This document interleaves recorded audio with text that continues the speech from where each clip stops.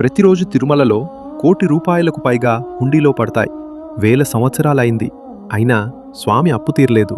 ఎందుకు?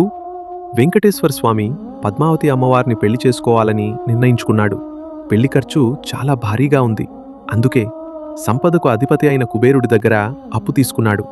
అప్పుడు స్వామి మాట ఇచ్చాడు, కలియుగం చివరి వరకు భక్తులు హుండీలో సమర్పించే ధనంతో ఆ అప్పు తీరుస్తానని. ప్రతి సంవత్సరం వేల కోట్ల రూపాయలు హుండీలో పడతాయి. అయినా స్వామి అప్పు ఇంకా తీర్లేదు. ఎందుకంటే మా భక్తుల ప్రేమ లెక్కల్లో కొలవలేంది. కుబేరుడి సంపద అంతంలేంది. సర్వశక్తులు ఉన్నవాడు స్వామి కుబేరుడికి ఇచ్చేంత సంపద ఉన్నవాడు. కాని స్వామి అప్పు తీర్చటం లేదు. అప్పు తీర్చేస్తే నువ్వు ఆయన దగ్గరకు రావడం ఆపేస్తావు. నువ్వు హుండీలో వేస్తే అది డబ్బు కాదు, నీ కష్టం, నీ నమ్మకం, నీ భక్తి. జై వెంకటేశ అని కమెంట్ చేయి.